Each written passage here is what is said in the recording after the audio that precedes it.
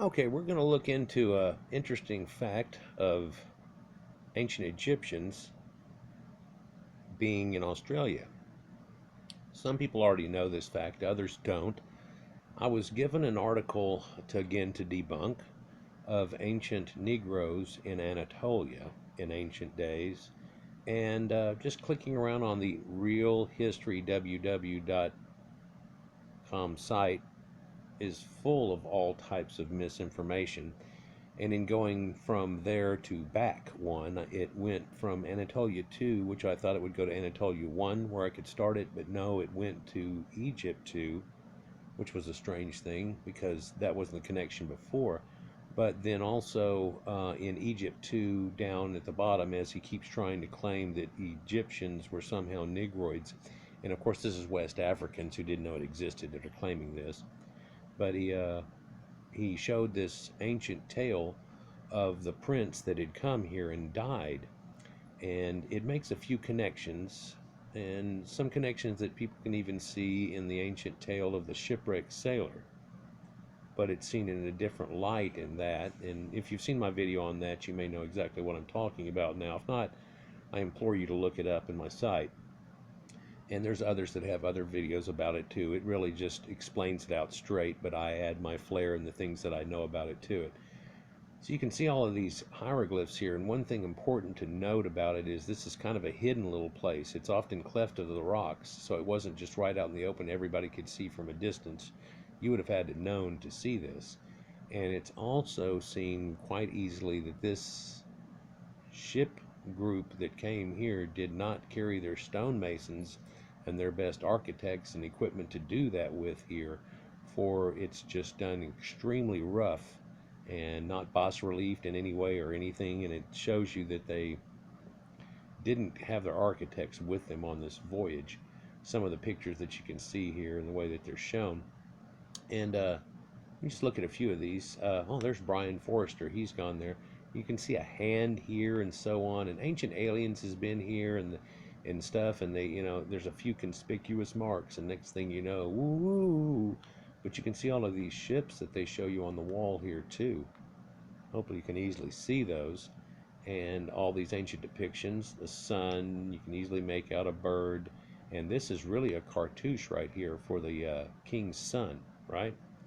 And there's all kinds of pictures of this and this aardvark god type thing that goes on, and oh, just neat stuff. But then they try to say, oh, this one mouth like this that's deformed weird is somehow an alien spaceship, and it's shooting rays out the bottom of it and all this stuff, and that was the ancient tale of the shipwrecked sailor, and that it actually had whatever to do with it.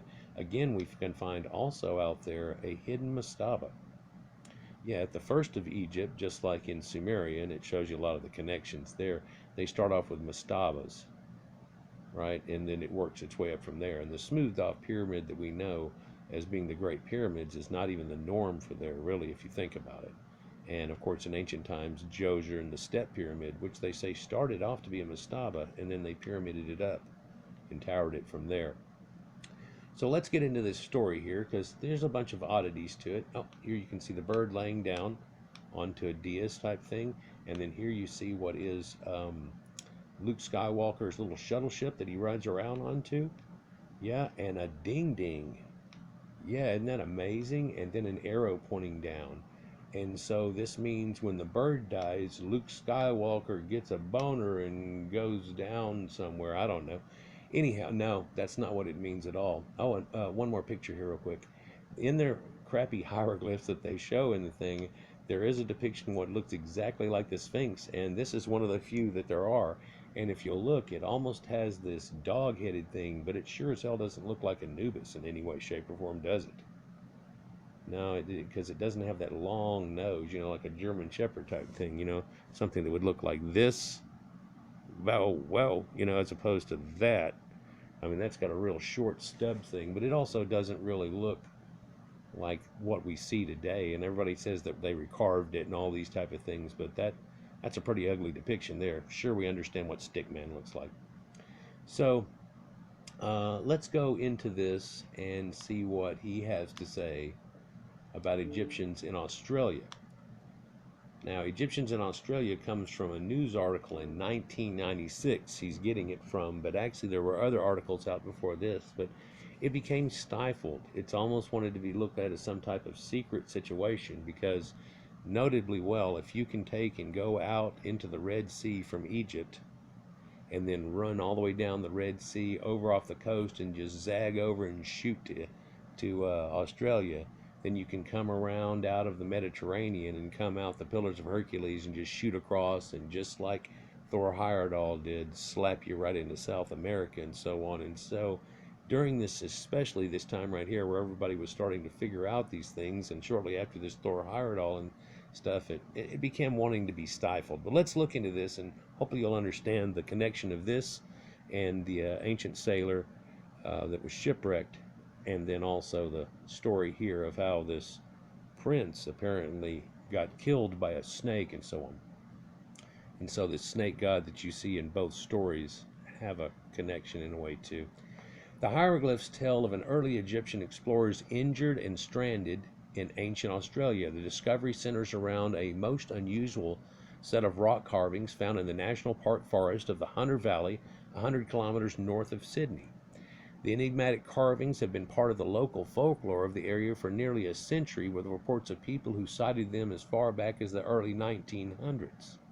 The site was secretly visited by families who were in the know in the 1950s and fell back into local mythology for a couple of decades until it was accidentally rediscovered by a man looking for his lost dog. And I'm not sure if he ever found his dog or not. Somebody said he didn't. But then what he did found was something they thought was more important. I'm sure the man giving the opportunity would be like, yeah, that was cool, but where's my dog? The carvings are in a rock cleft, a large block of split sandstone on a cliff face that has created a small chasm or chamber of two flat stone walls facing each other that widens out from 2 to 4 meters and is covered by huge flat rock as a roof, almost a dolmen top, at the narrow end. The cleft is most cave-like and only accessible by a small rock chute from above or below, well disguised from the average bushwalker. Now, this also gives you the idea that what we're looking at here is they tried to make a tomb like the rock-cut tombs, but of course without the equipment, the ability, and the people to do it, this was the closest thing to do. And you can imagine the trouble that they had to go through to make all of this happen, but they weren't going to let it go unseen from what had gone on.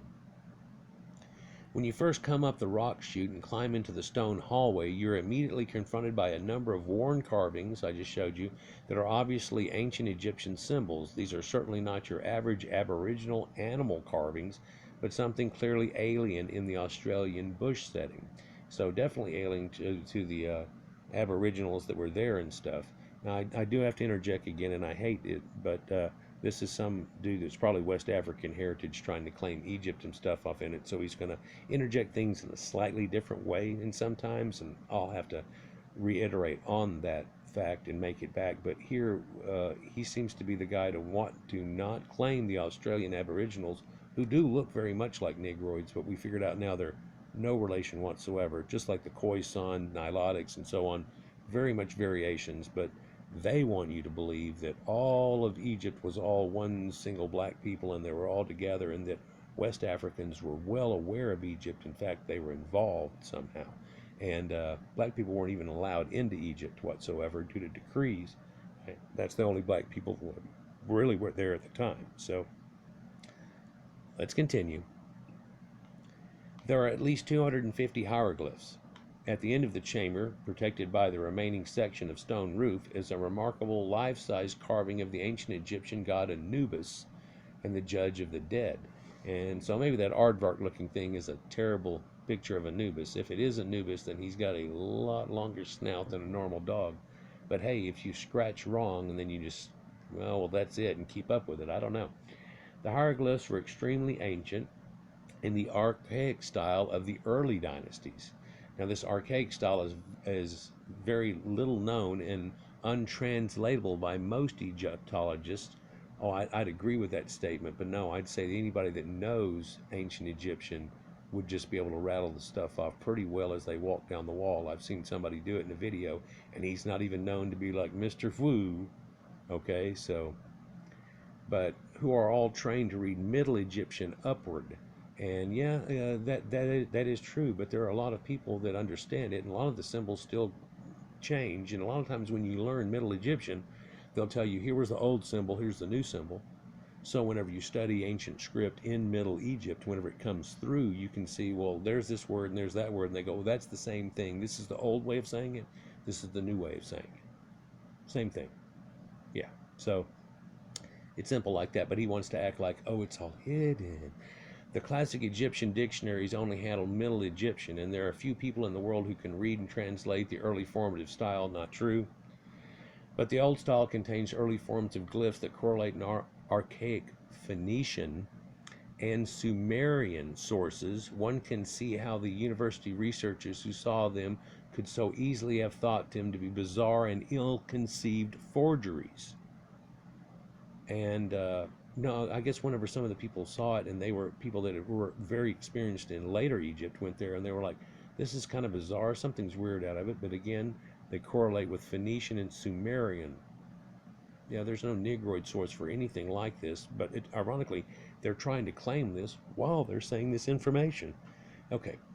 The aging Egyptologist Ray Johnson, who had translated extremely ancient texts for the Museum of Antiquities in Cairo, eventually was successful in documenting and translating the two facing walls of Egyptian characters, which stemmed from the Third Dynasty.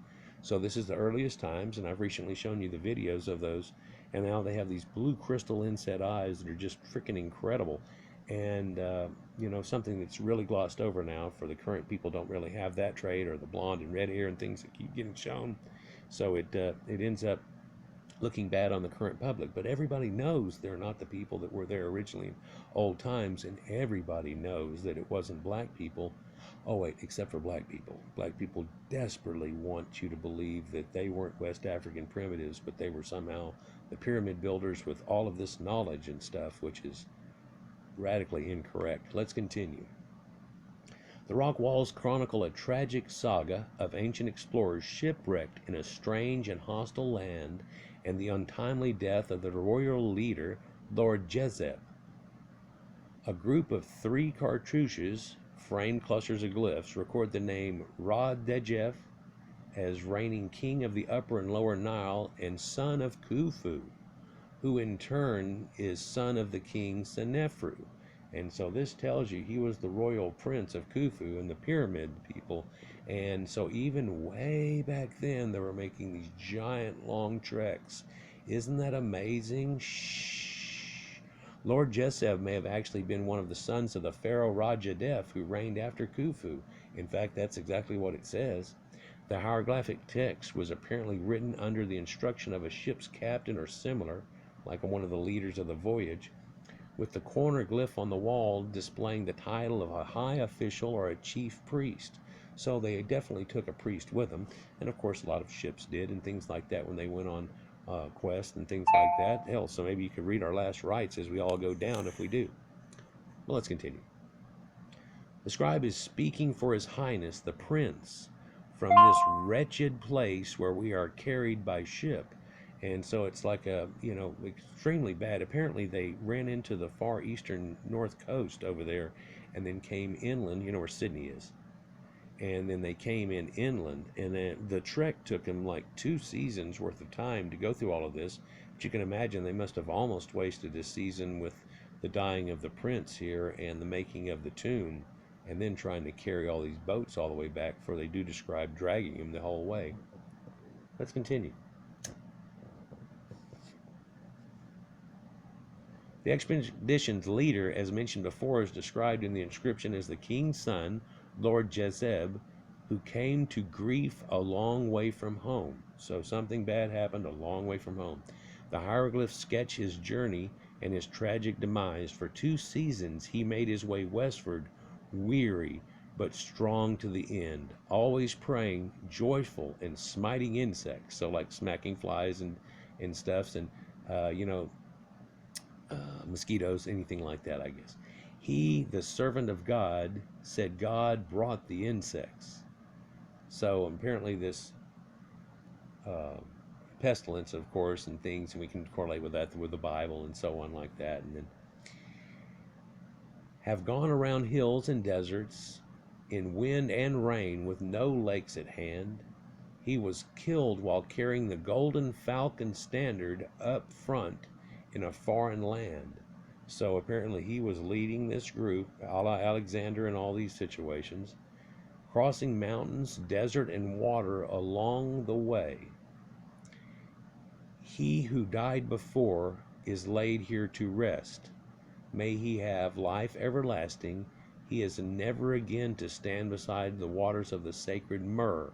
And he says myrrh meaning love, but also myrrh means sacred waters and ocean, as in mermaid and maritime, and Mary, the sacred waters that God's face hovered over and kicked up land, made the world happen, just like everybody that's connected to Proto-Indo-Europeans has, in a weird form or another, in their origin idea, and this flood and all these things that happen. Well, a woman breaks her water and no, it's there's just a lot of allegory to it. I'm not going to go into that right now. Check out some of my older videos. Check out some of the ones that come out soon about the Bible. But he who died before here is laid to rest. May he have everlasting life. There was a moat around the pyramid called the Waters of Myrrh. And this was a sacred moat. They would run up to the pyramids, and this brought the king, as he came from where he came from, up and into there, and then they would drag the boat and do a ceremonial thing, if y'all know all about this, right? And also they use this same moating idea to run floating boats with the stone on them up closer to the pyramids.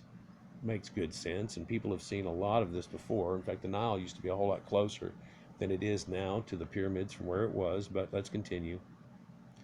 The second facing wall, which was much more seriously eroded, details the tragedy further. This wall begins with the badly eroded glyph of a snake, heft, with the glyph of jaws to bite, and the symbol for twice. The snake bit twice. And I think most of us know that the most poisonous snakes on the planet are in Australia. And so if he ran into something like, just the brown snake there, like Steve Irwin type thing or whatever, there's no making it out of it. There's no making it out of it.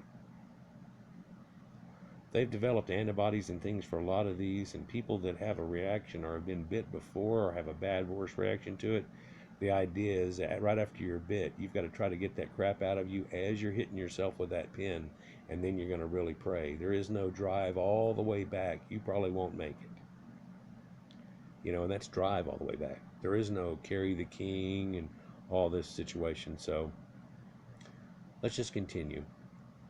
We walled, burial rituals, prayers, and preparations are then described.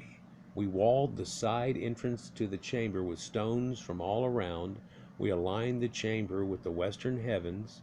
So they had it to where it was aligned to the western heavens and done correctly. This is all a symbolic Proto-Indo-European thing.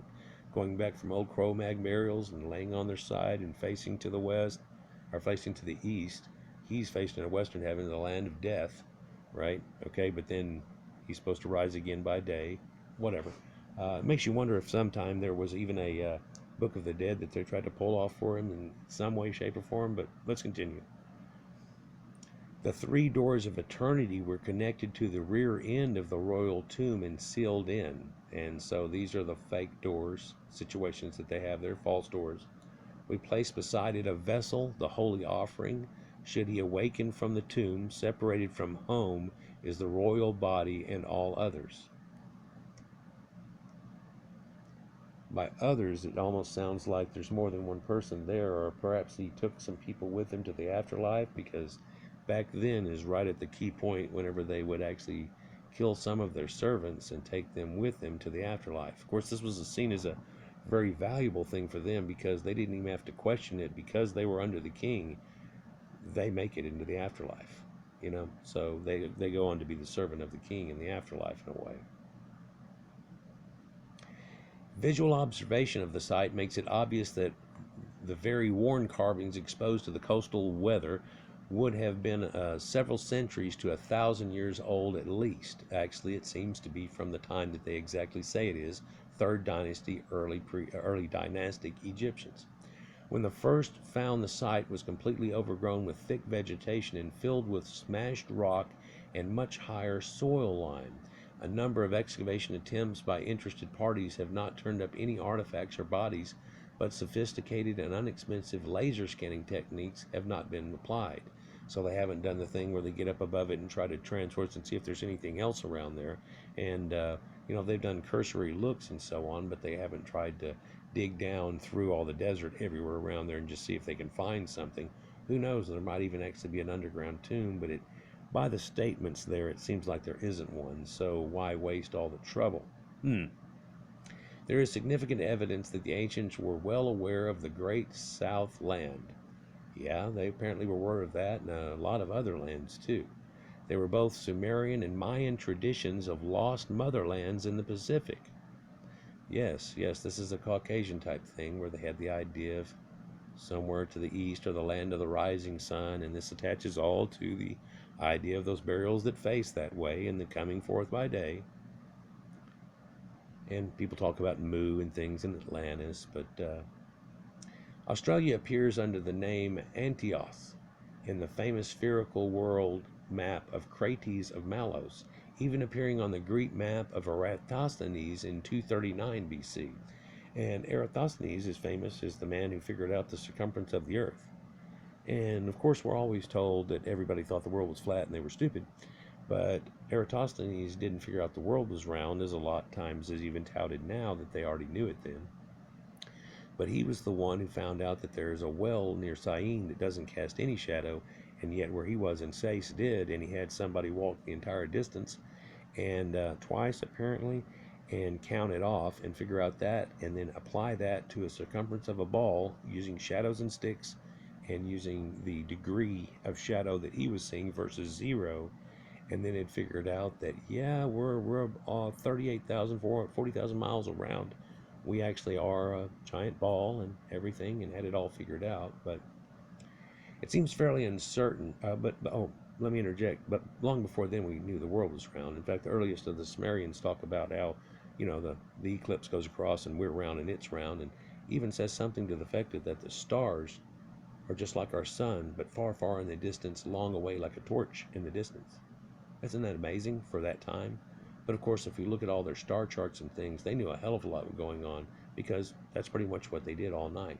You didn't have TV and all these other things. That was TV. That was, boom. Have you ever gone out in someplace really out in the open, away from city lights, and then looked up and seen exactly what's going on? It's amazing.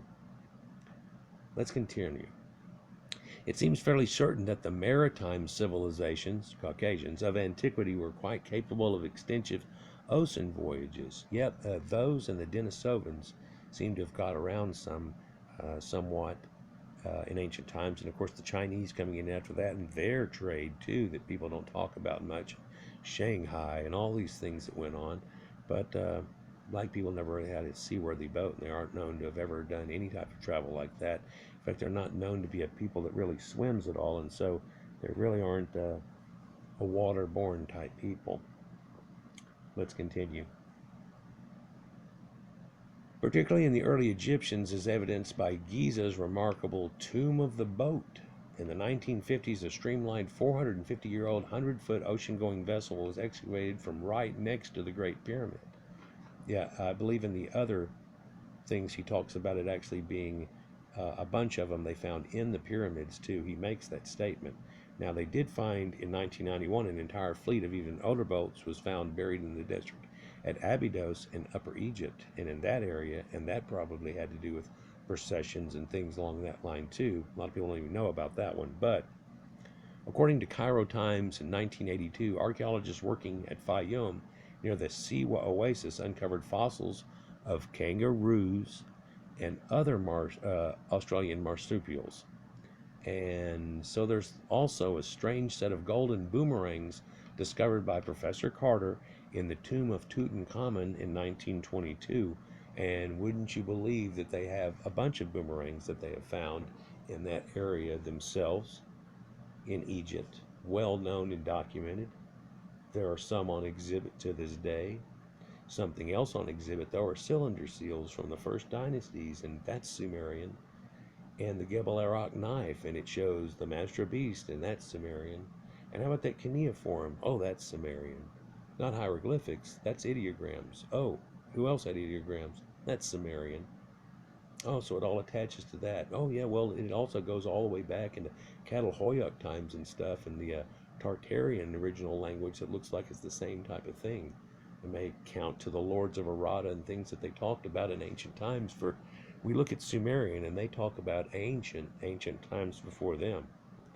So it goes back and back and back. And of course, now we know about Göbekli Tepe and stuff going back leading into the last ice age, and how people had something they were building celestial chart studying and things, not just at the time of Stonehenge, but 3 times that time. And then not only does it look and do the same purposes as Stonehenge does, but it also has animal effigies, and it harkens back to a time of nature whenever animism is all carried. And it's one of the neatest things that I like, because most of the animism seems to be gone out of a lot of these civilizations, although you see all of their effigies and lamassus and all these things that connect to animal deities and concepts. But Egypt had all these animal-headed gods, and they have aspects and things, and so it was real neat. Whenever you study ancient Amerindians and the Americans and stuff, and they had this kind of, real, you know, naturistic type form, and you realize that the ancient people of Europe and the elves and all that, and all of these people and Proto-Indo-Europeans all had this same concept running around. It seems like that there was ancient times they were connected a lot more than people ever gave credit for, and it spread out, along with things like the swastika that you found in the oldest stuff in the Amerindians, and you find it over here. And of course the Solutrean hypothesis, and now we know that a lot of the Proto-Indo-Europeans had made it over into the Americas predating the Amerindians, and also before the ice shelf even opened up, that they agreed was whenever they came over. More than twice that date now. And it actually gets much worse than that. Even Galt site here in Texas will show you that. But if you're familiar with the tale of the shipwrecked sailor and how he comes back and he's scared to tell of his voyages, but what had gone on, and the giant snake god and all these type of things, I think that seems to be an echoing, like you see in a lot of other religions, and I've shown you in Greeks and things, and how that changes over time. Pantheons change. Greek wasn't originally the 12th pantheon. We realize that, well, it even tells you it comes from Titans and works its way in, and ancient Egypt did the same thing, and at first Anubis did most of the things that they started later carrying with Osiris, and a god of rebirth, the god that had brought grain to him in the first place. And there again we have a Anatolian and Sumerian connection with these guys. But anyhow, guys, like, share, and subscribe, and enjoy, and we'll get on to another piece of debunking this whole group. I'm about to do the Anatolian one. Peace.